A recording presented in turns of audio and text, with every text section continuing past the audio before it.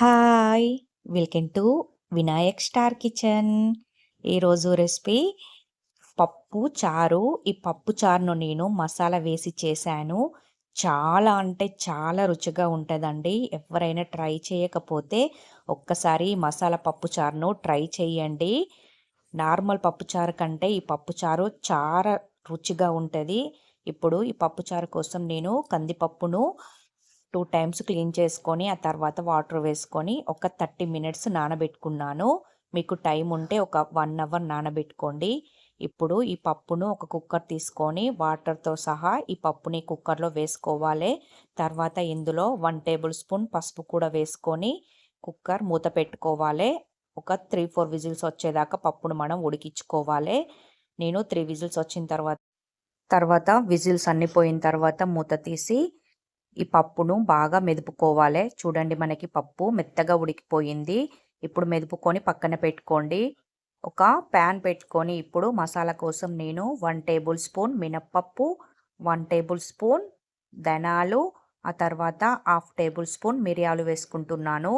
ఇందులోనే 1 table spoon జీలకర్ర, ఆ తర్వాత ఒక 7, 8 వెల్లుల్లి రెబ్బలను పొట్టు తీసి వేసుకుంటున్నాను.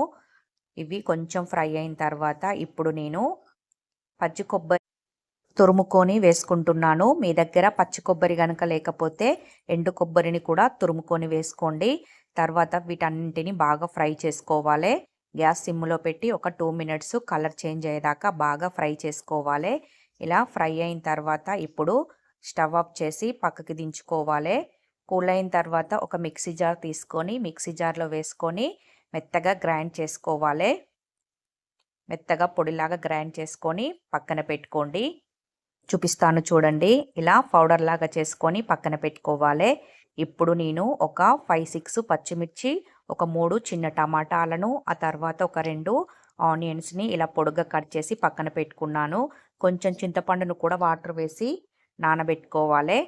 ఇప్పుడు ఒక కడాయి పెట్టుకొని ఇందులో 2 టేబుల్ స్పూన్ల ఆయిల్ వేసుకొని ఆయిల్ హీట్ అయిన తర్వాత ఒక 5, 6 వెల్లుల్లి రెబ్బలను దంచి వేసుకుంటున్నాను. ఇందులోనే ఒక 2 ఎండుమిర్చి, ఆ తర్వాత జీలకర్ర, 1 టేబుల్ స్పూన్ జీలకర్ర వేసుకొని వీటిని బాగా ఫ్రై చేసుకోవాలి.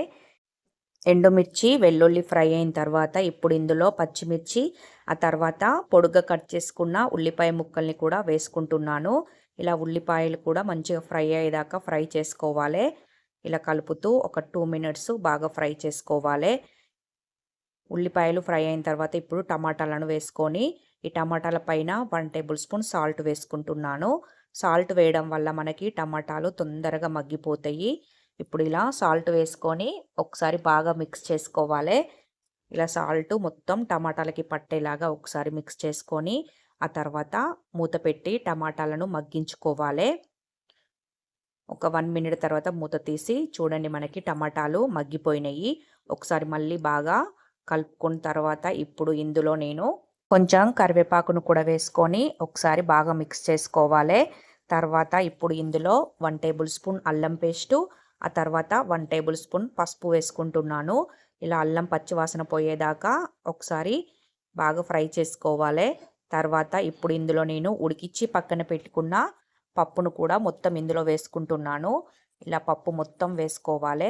తర్వాత చింతపండును కూడా జ్యూస్ని తీసుకుంటున్నాను. ఇలా చింతపండు జ్యూస్ కూడా మొత్తం ఇందులో యాడ్ చేసుకొని ఒక 1 గ్లాస్ వాటర్ కూడా యాడ్ చేసుకోవాలి. ఇలా 1 గ్లాస్ వాటర్ కూడా యాడ్ చేసుకున్న తర్వాత ఇప్పుడు ఈ పప్పును మొత్తం మిక్స్ చేసుకోవాలి. ఇలా కింద స్పూన్ పెట్టి ఒకసారి ఇలా తిప్పితే మనకి పప్పు మొత్తం కరిగిపోతుంది ఇందులో. ఇలా పప్పు మొత్తం మిక్స్ చేసుకున్న తర్వాత ఒకసారి సాల్ట్ చెక్ చేసుకోండి. మళ్ళీ సాల్ట్ ఏమైనా తక్కువ పడితే ఇప్పుడు సాల్ట్ యాడ్ చేసుకోండి. గ్రైండ్ చేసి పెట్టుకున్న మసాలా పేస్టును కూడా ఇందులో యాడ్ చేసుకుంటున్నాను. కొన్ని మిక్సీ జార్లో వాటర్ వేసుకొని మసాలా మొత్తం ఇందులో వేసుకోవాలి. ఇలా బాగా ఒకసారి మిక్స్ చేసుకోండి. మీరు కావాలంటే టమాటాలు మగ్గించుకునేటప్పుడు కూడా ఈ మసాలా పేస్ట్ వేసుకోవచ్చు. లేదంటే ఇలా పప్పు మసిలేటప్పుడు కూడా వేసుకొని మసలబెట్టుకోవచ్చు. ఇప్పుడు ఇందులో నేను కొంచెం కరివేపాకు మళ్ళీ యాడ్ చేశాను. ఇలా పప్పు మసిలేటప్పుడు కరివేపాకు వేస్తే ఆ ఫ్లేవర్ చాలా బాగుంటుంది. ఒక 5 to 10 మినిట్స్ గ్యాస్ సిమ్లో పెట్టి ఈ పప్పును మసలబెట్టుకోవాలి. చూడండి 10 మినిట్స్ తర్వాత మనకి పప్పు చక్కగా మసిలిపోయింది. పప్పు కూడా చాలా చిక్కగా దగ్గర పడిపోయింది. మీకు ఇంకా లూజ్ కావాలంటే కొన్ని వాటర్ కూడా యాడ్ చేసుకోవచ్చు. చిక్కగా ఉంటేనే చాలా బాగుంటది ఈ మసాలా పప్పు.